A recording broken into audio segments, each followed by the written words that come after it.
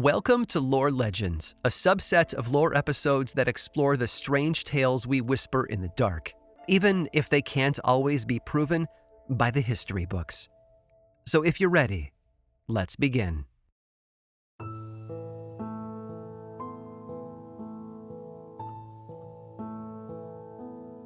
It was the greatest archaeological find in Chinese history.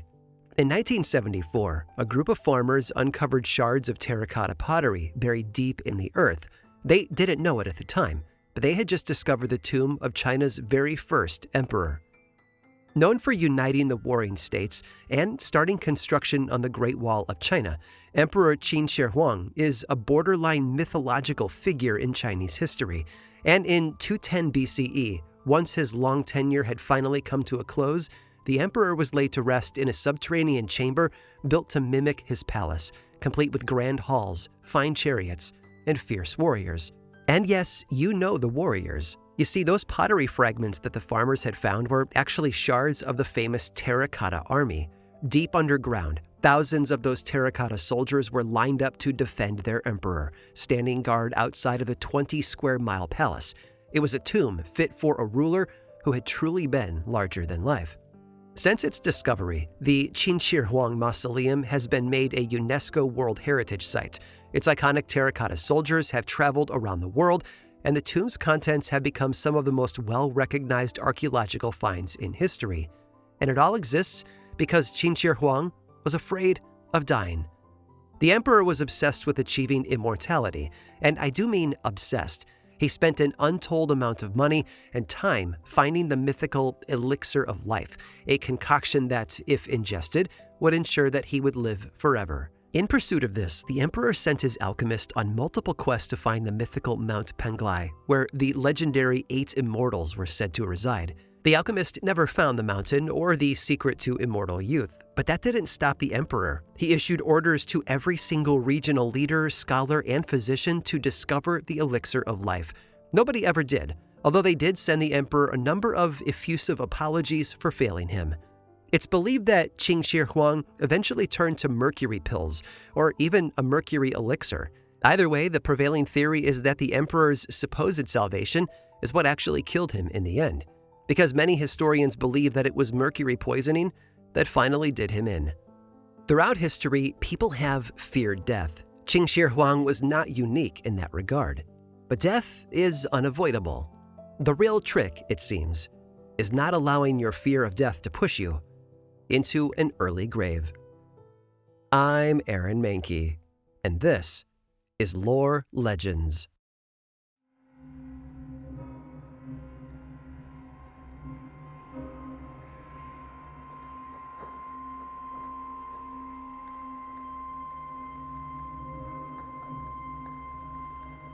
Most people are afraid to die. If you aren't, then congratulations, you're one of the lucky few. But if the majority of us are honest with ourselves, then I think we'd admit that no matter what kind of afterlife we do believe in, we're all a little scared to pass on to the next world. There's no shame in it. It's simple. Humans fear the unknown, and there is no greater unknown than death. In fact, most anthropologists believe that a fear of death is an essential part of human nature.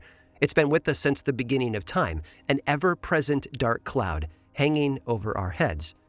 The Sonoy people of Malaysia fled from a place after someone died there, and they made an effort to never return to that spot. Ancient peoples in India and Laos were said to have the same practice, and some ancient nomadic cultures even abandoned their dying comrades, unwilling to be in their vicinity when they took their final breath. From a practical standpoint, it kind of makes sense. Dead bodies sometimes carry diseases, and their decay could raise serious health risks. But they also force people to face their own mortality, and that psychological devastation wasn't something that most people wanted to face on a daily basis. True to form, the ancient Greeks battled this existential horror with philosophy. Aristotle's student Democritus reasoned that death must be accepted as a part of life. Meanwhile, Epicurus believed that the fear of death held humans back from experiencing real pleasure, and that only by letting go of their terror could they truly embrace peace. Of course, that was more easily said than done. Even after people started burying their dead instead of abandoning them, it was still taboo to handle the bodies too much. For most of Western culture, post-mortem autopsies were forbidden, and bodies usually needed to be buried in a very specific way. Cultures from all around the world developed more intricate death rituals, believing that if these practices weren't followed to a T, then the dead could become restless. But despite being surrounded by death, most people found it hard to take Epicurus's advice to let go of their fear. Death may have been more normalized in days gone by, but that didn't mean that many people were ready to embrace it. The fear of death itself remained firmly entrenched, and that fear was, of course, eventually connected to ghosts. In ancient Rome, ghosts were believed to manifest after a body wasn't buried correctly. If the dead were disrespected, then they would have no rest in the afterlife. And in medieval England, ghosts were more similar to zombies. Called revenants, they were essentially reanimated corpses who had risen from their graves to torment the living, either by spreading disease or chasing their victims.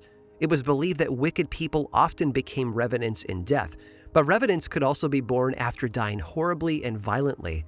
A bad death meant no rest in the afterlife, and that threat was just as frightening as the painful death itself. By the post-medieval era, walking corpses were replaced with the transparent ghosts we're familiar with today. But they were still often believed to spread illness, bringing death to an otherwise healthy household. People also believed that they were messengers, specifically that they were portents of death. In the same way that a banshee might scream to warn someone of their impending demise, the sudden appearance of an apparition could be a sign that you were about to pass away. These proverbial canaries in the coal mine were called wraiths, and they weren't your average ghost. You see, wraiths weren't actually dead. Rather, they were apparitions of someone who is still alive, and seeing a wraith that looked like you meant that you were not long for this world. But it wasn't always an unavoidable fate. According to some folktales, you could avert your own death if you spoke to the wraith firmly enough. One story from the English town of Guisborough claimed that a man who once saw his own wraith didn't cower, he instead scolded it. Then he yelled for it to go away, and it did. The wraith never bothered him again, and he lived a long and happy life. It's a nice thought, but when faced with our own death, very few of us would have the wherewithal to reprimand our doom. Not only would it take a lot of courage, but it would probably be in vain. After all, you can't stop death. You can only decide how you will greet it.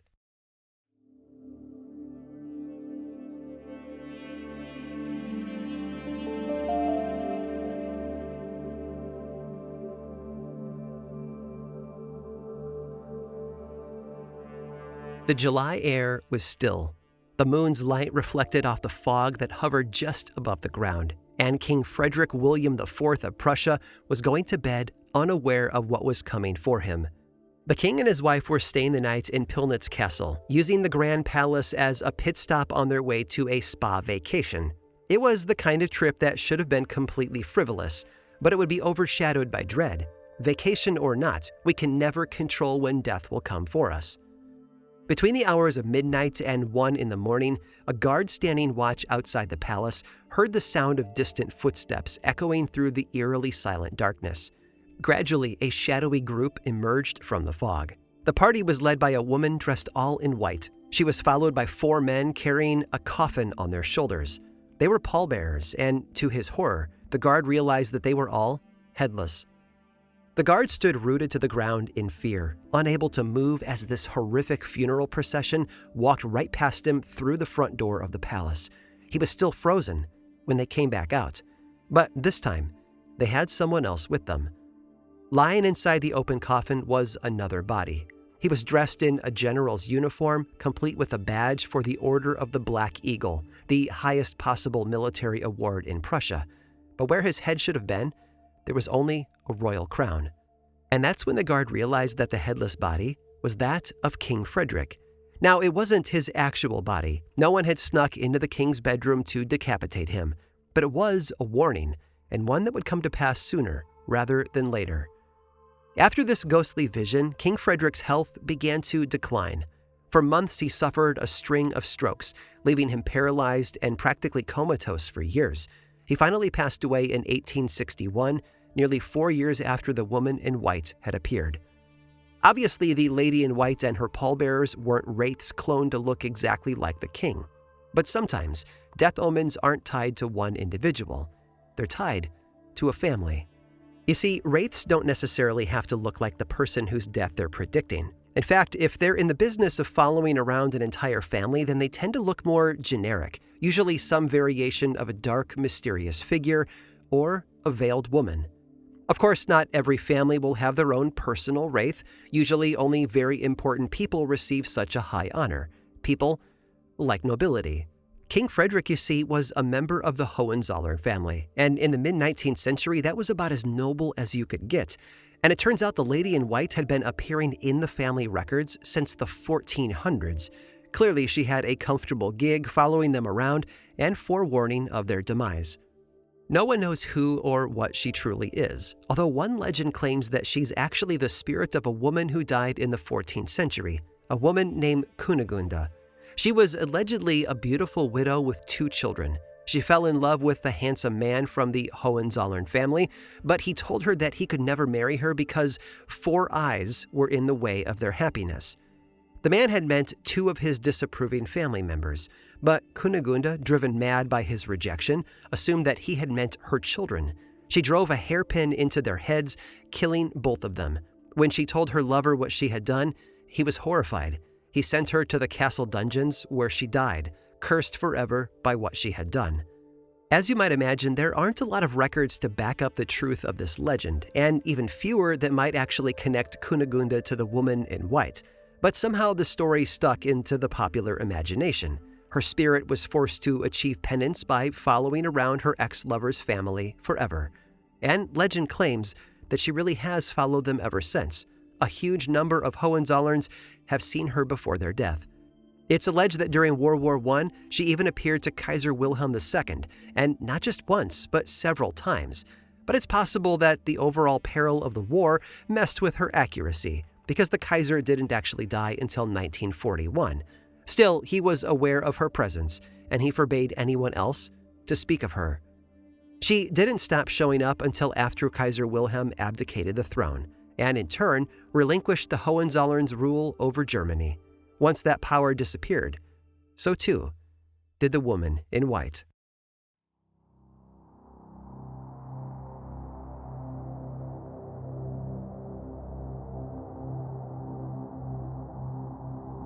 Alexander III was the most unlucky ruler in Scottish history, and one of the few whose misfortunes couldn't really be blamed on England. Reigning over Scotland for the better part of the 13th century, Alexander's position was tenuous at best. The English were circling like vultures, trying to nudge their way into power, and Alexander's ascension to the throne didn't exactly fill the nobility with confidence that their nation would become a bastion of strength anytime soon. You see, Alexander was crowned at the tender age of 7 years old. The boy could hardly hold a scepter, let alone run a kingdom. Even so, he didn't do as bad a job as you might expect. He actually made a valuable alliance with England by marrying King Henry III's daughter Margaret when he was only 10 years old and she was only 11. And when his new father-in-law tried to take advantage of the young king, demanding homage from Scotland, Alexander shut him down. Alexander and Margaret went on to have 3 children together, a daughter and 2 sons. But their happy family wouldn't stay happy for long. Tragedy struck when Alexander's wife fell ill and passed away in 1275. Then, only 6 years later, their youngest son died when he was just 8 years old. In 1283, his daughter died in childbirth, and finally in 1284, less than 10 years after his wife's death, his oldest son succumbed to illness, leaving Alexander without a family and without an heir. So the Scottish Parliament named his one surviving grandchild, also named Margaret, as their heir apparent. But she was only a baby, and at 44 years old, Alexander knew he could still father another successor. And so in 1285, he married a French noblewoman named Yolande. It was on their wedding day that things got weird. After the ceremony, Alexander and his new bride hosted a masked ball for their guests. Candles were burning, wine was flowing, and the nobility were dancing the night away. Now, there are 2 versions of what happened next. The first claims that a procession of musicians was parading through the room, entertaining the guests during the wedding dinner, and at the end of the parade there was an uncanny, dark-hooded figure who seemed to glide instead of walk. Then, in front of everyone, he faded from view. The other version claims that this figure actually burst through the doors of the Great Hall in the middle of the party. He was dressed head to toe in black with white bones painted on his outfit to make him look like a skeleton. Alexander, of course, was furious at the interruption and called for his guards. But when they rushed at the skeleton with their spears, they hit nothing but cloth. There was no body inside the clothes. He had vanished, if he had ever truly been there at all. And naturally, the event left everyone rattled, and so the guests went home soon after. Alexander and Yolanda were left alone in the Great Hall, forced to face the implications of their skeletal visitor. They were in agreement, though. He had been an omen of death. After the wedding, Alexander lived with the cloud of fear hanging over his head. He knew that he, or someone he was close to, would soon die, but it was impossible to know when or how. A few months later, in March of 1286, Alexander was in Edinburgh for a meeting with his advisors. A strong storm was raging that evening, but Alexander didn't seem to care. Once he had wrapped up his royal duties, he had his horse saddled and prepared to ride through the night to Kinghorn Castle. Everyone warned him against traveling in the storm, but he ignored them. The next day was Yolanda's birthday, and he was determined to be with her for her first celebration in Scotland. But Alexander never made it home that night. The following morning, his body was discovered just a mile from Kinghorn Castle. He had a broken neck, and it was clear that he had fallen from his horse. The King of Scotland was dead. Alexander had died without ever siring more children. His grandchild, 3-year-old Margaret, was named his heir. But even that plan went awry after Margaret died at only 7 years old. And with her death, there was no clear successor to the throne. And so England stepped in, appointing their own leaders over Scotland. This one single regime shift resulted in centuries of political instability and years of rebellions. Thousands upon thousands of Scottish lives were lost, all because Alexander was cursed to always be surrounded by death.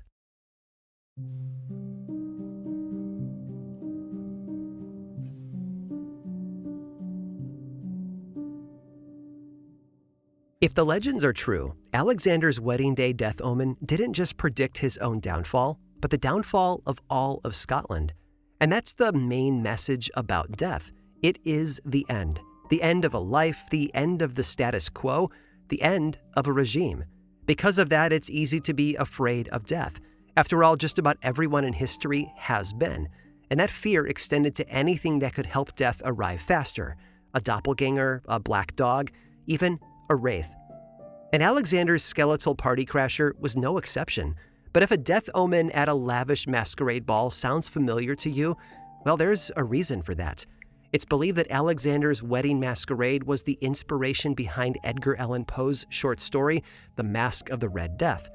In the story, a terrible plague called the Red Death is ravaging the land, but the prince in this fictional kingdom ignores it.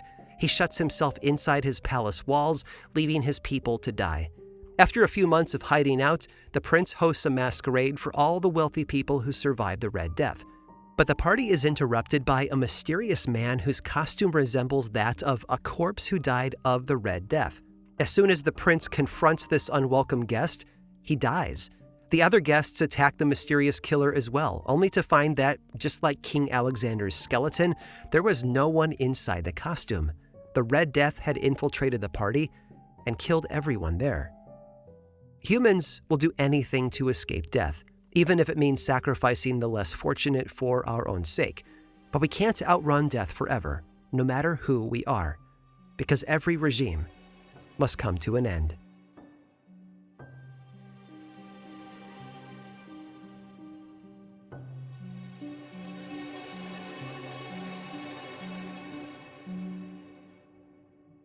I hope today's tour through the concept of the fear of death gave you a few chills and added some valuable lessons along the way. After all, nobody wants to die, as the legends from the past make painfully clear.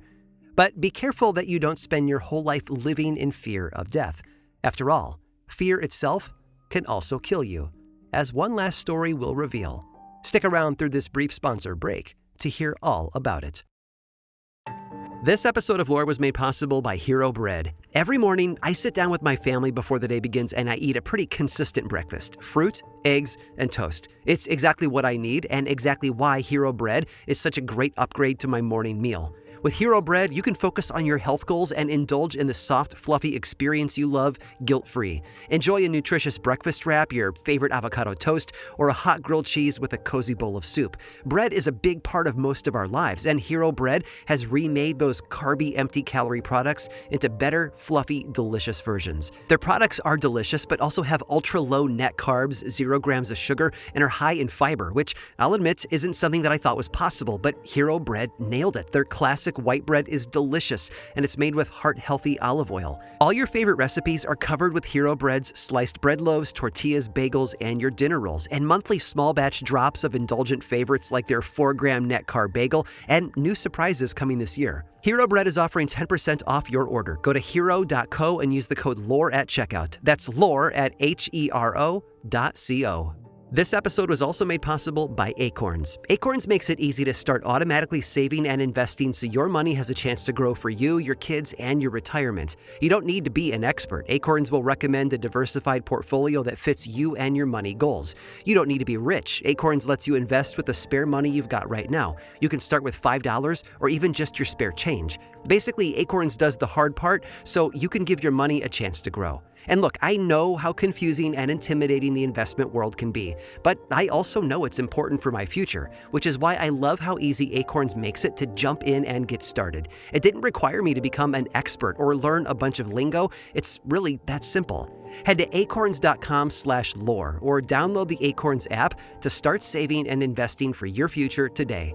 Paid client endorsement compensation provides incentive to positively promote Acorns. Tier 1 compensation provided. Investing involves risk. Acorns Advisors, LLC, an SEC-registered investment advisor. View important disclosures at acorns.com/lore.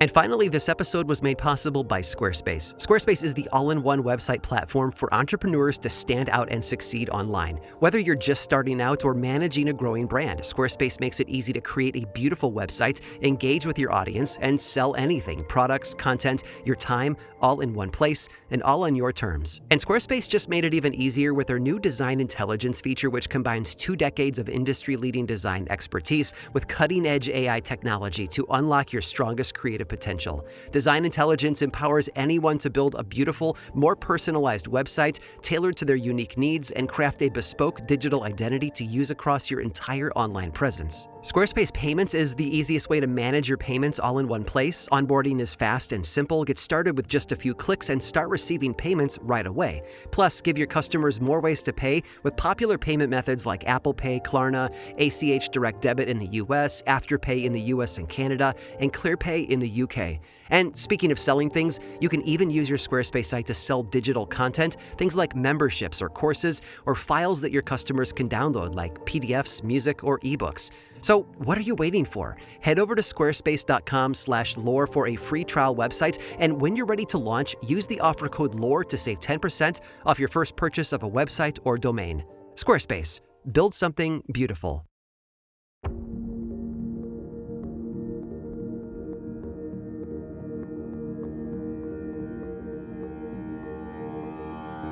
In the spring of 1855, 48-year-old Hannah Rawlinson dropped dead. The official cause? Sudden death in a fit believed to have been brought on by fright. But there's so much more to the story. You see, the people of Sheffield have blamed that heart-stopping fear on a ghost.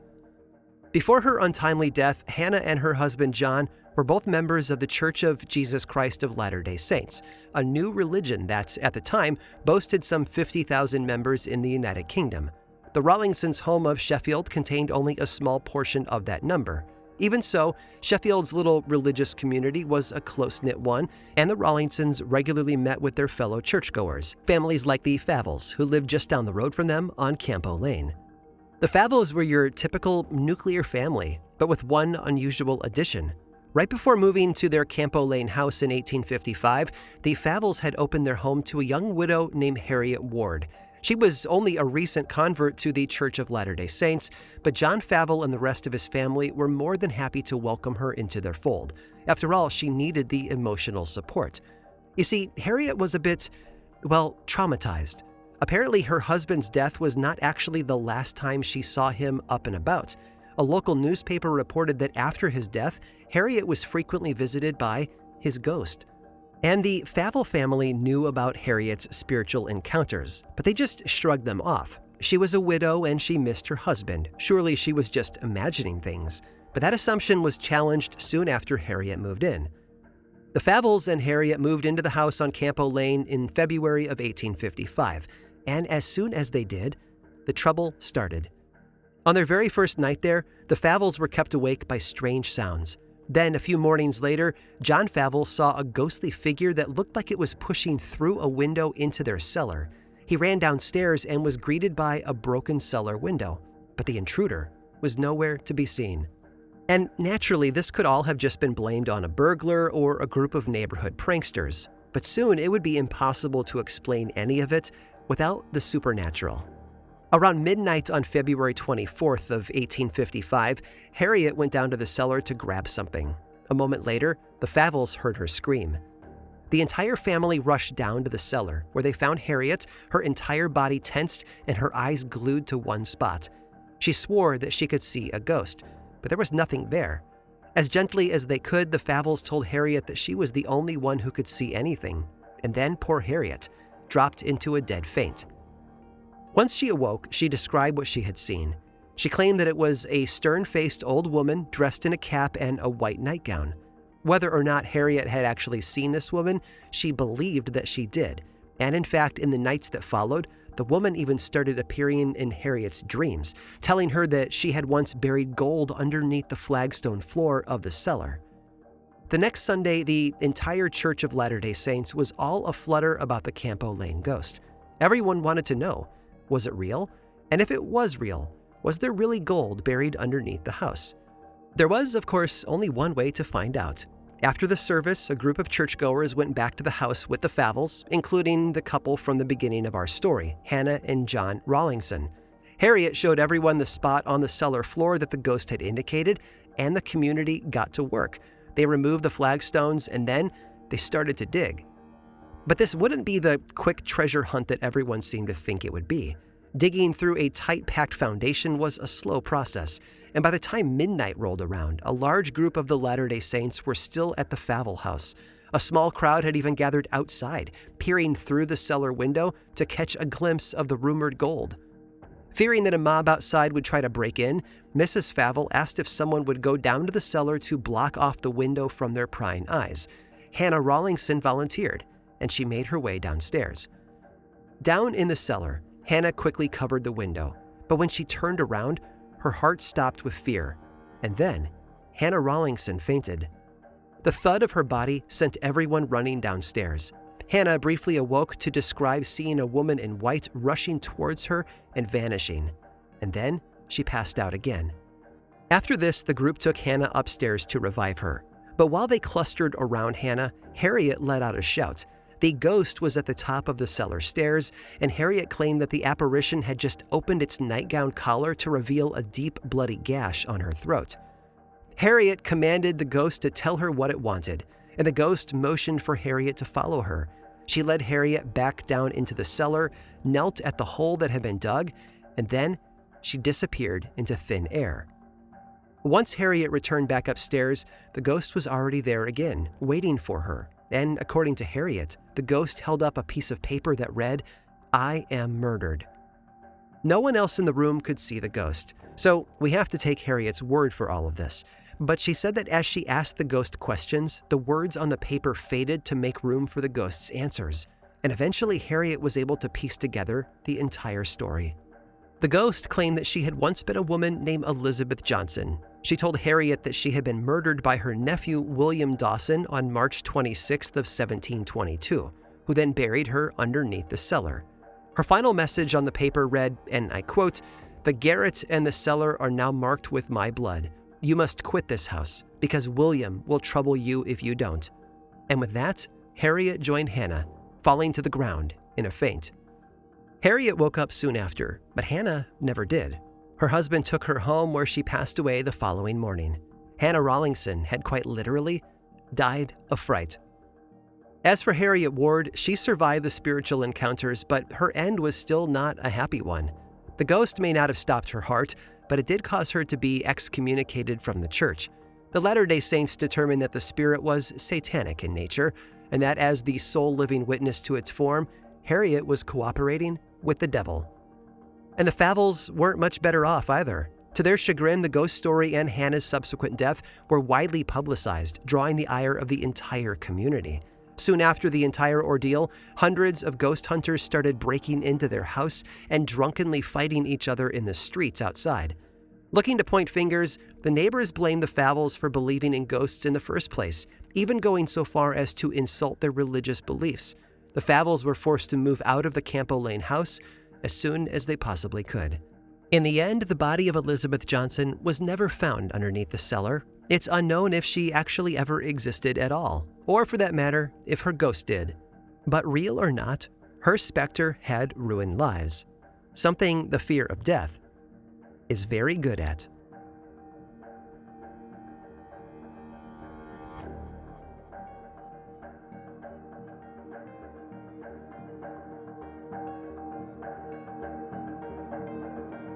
This episode of Lore Legends was produced by me, Aaron Mahnke, with writing by Alex Robinson and research by Cassandra de Alba. Don't like hearing the ads? I've got a solution for you. There is a paid version of Lore on Apple Podcasts and Patreon that is 100% ad-free. Plus, subscribers there get weekly mini episodes called Lore Bites. It's a bargain for all of that ad-free storytelling and a great way to support the show and the team behind it. For more information about those ad-free options, go over to lorepodcast.com/support.